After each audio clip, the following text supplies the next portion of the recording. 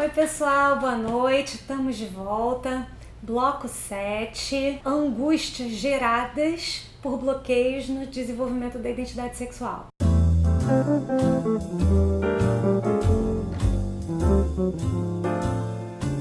Vamos voltar um pouquinho? O que a gente estava falando no bloco anterior? Lembram? A gente falou sobre as premissas da teoria que a gente está usando e que a gente vai falar, esse pequeno pedaço do nosso quebra-cabeças, a teoria da identidade sexual. Então, o que é muito importante, o que é o pressuposto básico, a diferença entre sexualidade e identidade sexual, lembram? Sexualidade é a qualidade da nossa energia que passa a ser sexual com a chegada dos hormônios na puberdade. Mas as energias, lembram? Femininas e masculinas presentes em todo mundo desde o nascimento, correto? Segundo, prazer. A importância do prazer, a relação do prazer com a sexualidade. Lembram disso? Prazer lá presente desde as primeiras experiências e agora nesse momento como é que o prazer participa, pertence, permeia a formação da identidade sexual. E os bloqueios nas fases da identidade sexual. O que eles comprometiam, como é que eles apareciam. Então agora, lembram, qual é o critério para avaliar os bloqueios na formação da identidade sexual?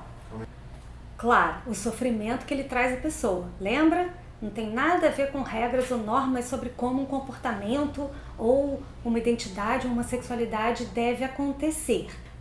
O sofrimento impossibilita a pessoa de explorar o prazer no corpo dele, nas interações sexuais e amorosas e atrapalha a experimentação da sexualidade dele, a fruição dele na vida, em última instância.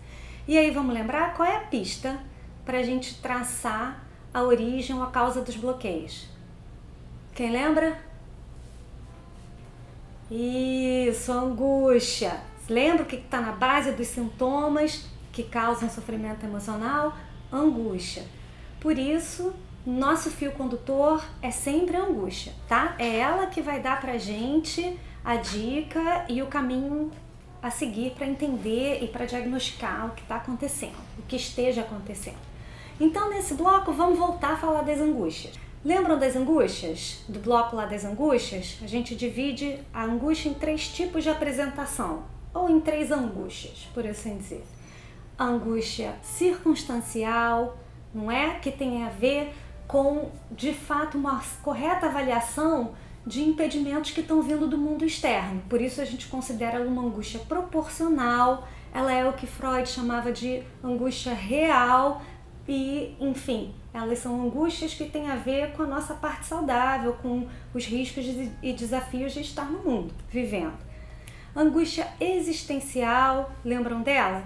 Que tem a ver com o plano diretor, com o projeto de vida, ela aparece da primeira vez na adolescência, porque a gente está começando a transitar da identidade infantil para uma outra identidade própria, e depois ela volta a aparecer em outras etapas quando esse plano diretor, por alguma circunstância, por algum motivo, é quebrado e deixa a pessoa ali meio sem rumo, desorientada. De qualquer maneira, essa é um tipo de angústia que também é considerada proporcional à realidade, a uma correta avaliação do perrengue, dos riscos, dos desafios que você está vivendo. Portanto, é uma angústia proporcional à realidade. Agora, tem lá a angústia patológica, lembra? A neurótica? Pois é, essa tem a ver com conflitos de mundo interno. O conflito está sempre dentro da gente, tá? Mas nesse caso, chamar um conflito de mundo interno se refere a impedimentos que você vai criando para você, em função de situações mal elaboradas, mal resolvidas e que, enfim, causam sintomas, adoecimentos e tal. Muito bem! Dito isso, eu adoro dito isso.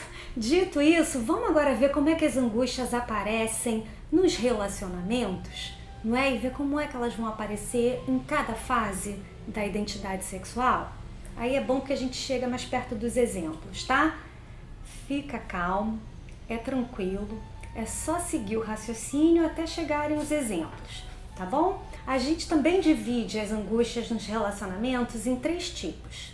Então, a primeira delas, como é que a angústia está relacionada ao meio social? Bom, tem a ver com todos os padrões, comportamentos e formas de relação que são estabelecidas numa certa cultura e de alguma forma te colocam ou colocam pra gente expectativas quanto à nossa performance, certo? Então, as expectativas vêm de fora e também vêm de dentro, né? Porque a gente espera corresponder a elas. De qualquer maneira, a gente considera esse tipo de angústia também circunstancial, tá ok? Porque ela não vem de confusões suas internas, tá? Ela vem de certas exigências do meio, tá? E da nossa necessidade de corresponder a essas exigências. O segundo modo, o tipo de angústia nos relacionamentos, aparece na relação com os parceiros, tá? Dentro desse segundo tópico, relacionamentos, angústias na relação com os parceiros, a gente também vai dividir em duas possibilidades.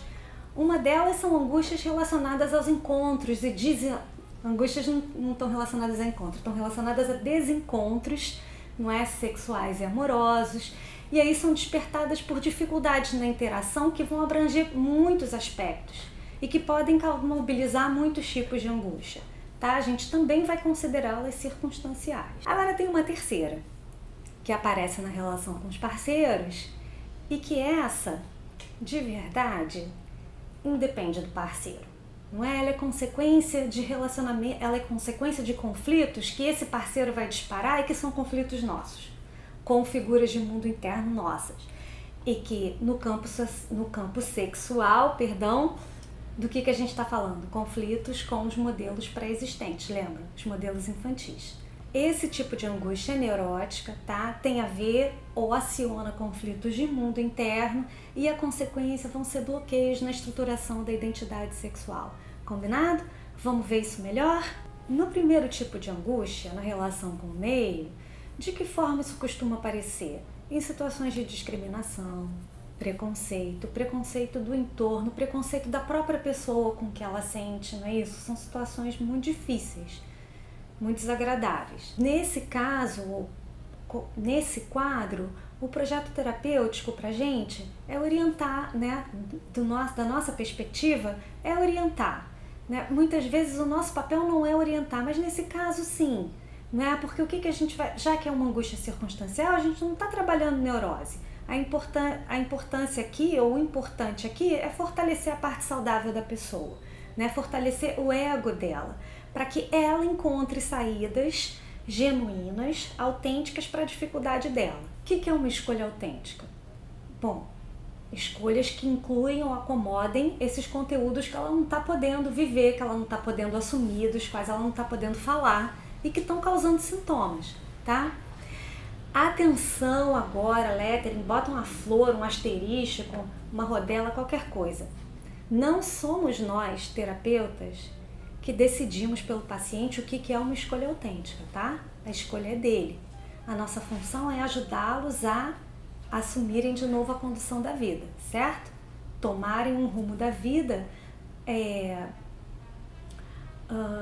genuíno, acho que é a melhor palavra, né? Que integre essa parte dele que ele antes não podia integrar, que portanto alargue o conceito de identidade dele para incluir partes dele que ele não conseguia antes, certo? Partes que ele não conseguia admitir lá por vários motivos. E arcarem com as consequências das escolhas deles. Vamos lá para o segundo tipo de angústia, as angústias relacionadas aos desencontros sexuais e amorosos. O esquema é o mesmo. Nesse caso, os conflitos a gente considera que vêm de impedimentos externos, que tem a ver mesmo com como manejar a vida a dois ou a três, ou não importa, manejar a convivência, né? Várias coisas que tem a ver com estar se relacionando. Tá? E o projeto terapêutico é o mesmo também. É orientar, ajudar as pessoas a terem diálogos francos, que incluam as partes neuróticas delas para elas se entenderem melhor, num projeto cujo desejo seja de mais intimidade, tá? E acionar a parte saudável, o ego das pessoas para isso, para as negociações, nos casos de casais ou de projetos de vida em comum. E aí eles vão fazer as decisões e criar lá o formato de relacionamento que para eles seja bom. Então vamos agora para o terceiro tipo de angústia, que é a nossa xodó, a tal, a neurótica. E agora a gente vai se concentrar nisso, nesse bloco, tá? Angústias nos relacionamentos com os parceiros, porque que se tornam angústias ou são angústias porque algo na relação aciona nossos conflitos de mundo interno. Vamos focar nisso, nesse bloco, a partir de agora, tá bom? Então, concluindo, você pode se relacionar com um parceiro que não suscite esse tipo de angústia, tá? E ter outros conflitos que por N razões, tá? O importante aqui, o que a gente vai focar aqui são nas angústias patológicas e em como elas aparecem no desenvolvimento da identidade sexual, ok? Como é que elas aparecem? Na evitação dos parceiros amorosos que suscitam na gente a parte da nossa identidade que não foi desenvolvida, que está bloqueada. Isso vai mobilizar a angústia neurótica, tá? Isso vai mobilizar o quê? O que ficou bloqueado lá no modelo pré-existente, no modelo infantil, tá bom? Então, me ajuda aqui, lettering. Essa dinâmica, no caso das angústias neuróticas relacionadas à vida sexual, a gente chama de dinâmica do parceiro sexual possível.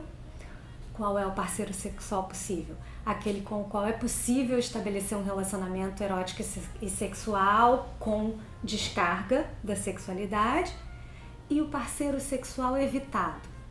Qual é o parceiro sexual evitado? É aquele com o qual o indivíduo não consegue estabelecer uma relação erótica e sexual satisfatória, com descarga e tal, não por falta de vontade, tá, gente? Não por falta de desejo ou por outras coisas, mas por falta de estruturação da identidade sexual, tá bom? Esse tipo de bloqueio, na maioria das vezes, implicam situações eróticas que são desejadas pelas pessoas, mas que geram uma situação completamente sem jeito, eles não sabem como, eles, enfim, ficam totalmente desconcertados ou muito constrangidos ou entram em pânico, não é? E fogem. E não sabem por quê, não conseguem identificar por quê. Nesse tipo de angústia, qual é o trabalho? Qual é o projeto terapêutico? Trazer à tona ou tornar consciente o material evitado que está ligado a esse bloqueio, tá? Vamos lembrar lá como é que eles aparecem no desenvolvimento da identidade sexual? Em bloqueios na formação dos modelos infantis, femininos e masculinos, certo? Então o que a gente vai ter que fazer? Mobilizar e desbloquear isso, para que então as pessoas façam escolhas genuínas e autênticas e decidam se querem arriscar ou se querem se submeter a essas situações que antes causavam muito desconcerto e pânico ou não. Isso vai ser uma decisão delas, tá ok? Não é nossa, como psicólogo ou como terapeuta. Então, para fechar, qual é a síntese dos conflitos na estruturação ou no desenvolvimento da identidade sexual? Esses são sempre conflitos mal resolvidos com os modelos pré-existentes, tá ok? Que geram uma condição emocional assim: não quero parecer com esse pai, ou não quero parecer com essa mãe, ou em outros termos, não quero ser um homem como esse pai, ou não quero ser uma mulher como essa mãe, cuja consequência é ficar sem modelos de como seja se sentir como mulher e homem em situações erotizadas mais pra frente, porque eles não têm um modelo infantil para fundir, tá? Então o que fica bloqueado no final das contas? Os traços erotizados associados ao masculino e ao feminino, que lá na infância são os modelos de pai e mãe. Combinado? Como é que isso vai se embaralhar mais tarde? A fusão vai ficar prejudicada, certo? Com o passar do tempo, os traços ou traumas associados a esse ser masculino e ser feminino paulatinamente se apagam da nossa lembrança, são esquecidos e se tornam lá material evitado, tá? Conteúdo evitado, inconsciente. Uma vez que esse conflito que essas figuras sejam mobilizadas e o conflito seja resolvido, o canal de escoamento da sexualidade é liberado, viu, gente? Para a pessoa então fazer as escolhas que ela quiser, com a orientação que ela quiser. O importante aqui é que ela tenha essa parte que estava bloqueada na identidade sexual reestruturada, formada, para que esse canal possa também ser um canal aberto e possível de escoamento da sexualidade. Uma vez que esse canal esteja liberado, a gente consegue uma descarga íntegra da sexualidade. Então a pessoa não se sente mais desintegrado, não sou inteiro. E aí ele pode explorar de forma livre o prazer, a sexualidade, o erotismo dele, como ele quiser e decidir. Combinado? Vamos ver como é que isso acontece? Para o próximo episódio, fiquem com a gente, se curtiram, compartilhem e deixem o polegar.